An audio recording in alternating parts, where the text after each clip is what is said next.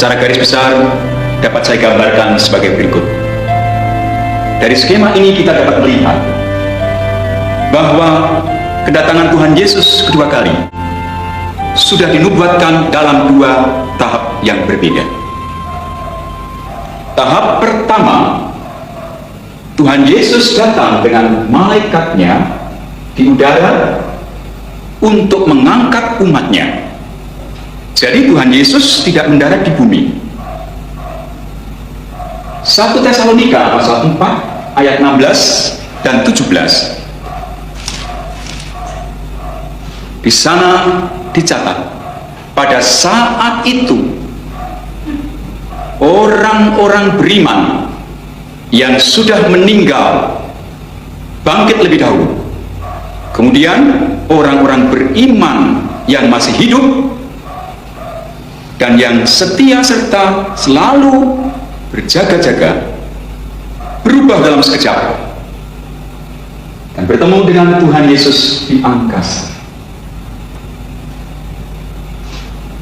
Sungguh suatu peristiwa yang terjadi secara tiba-tiba, seperti kedatangan pencuri. Tiba-tiba begitu banyak orang hilang lenyap.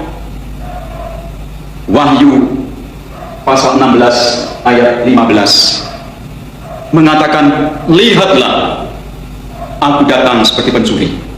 Berbahagialah dia yang berjaga-jaga. Bagi orang-orang Kristen yang setia, hari ini merupakan hari yang sangat dinanti-nantikan.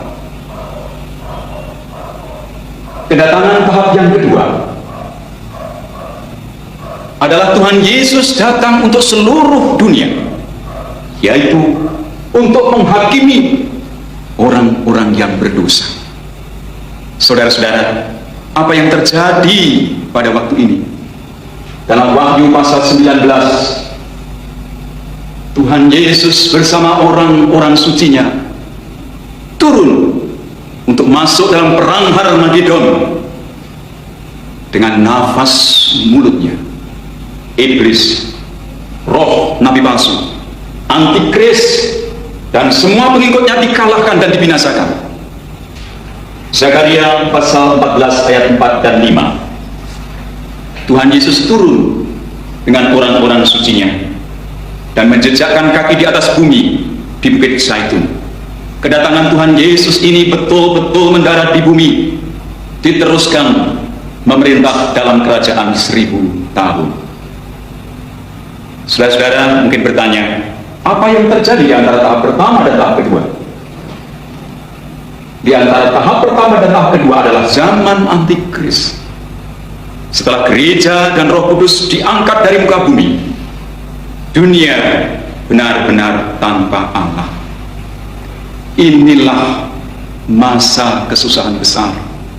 Wahyu pasal 7 ayat 14 menyebut juga zaman aniaya dahsyat. Khususnya pada masa ini akan terjadi siksaan yang dahsyat seperti yang belum pernah terjadi sejak awal dunia diciptakan dan yang tidak akan terjadi lagi. Kitab Injil Matius pasal 24 ayat 21. Di sini siksaan yang dahsyat yang belum pernah terjadi. Betapa mengerikan, saudara dapat bayangkan sendiri. Maka saat kita sekarang ini, saudara-saudara, adalah kesempatan emas untuk kita hidup dalam kekudusan dan kemuliaan, supaya kita semua terangkat dan dapat memerintah bersama Tuhan Yesus di dunia yang sudah dipulihkan dalam kerajaan 1000 tahun. Jangan sampai saudara-saudara tertinggal dan jatuh ke dalam masa aniaya besar zaman antikris, yang tertinggal seumpama 5 gadis bodoh yang mempunyai pelita tetapi tidak mempunyai persediaan minyak.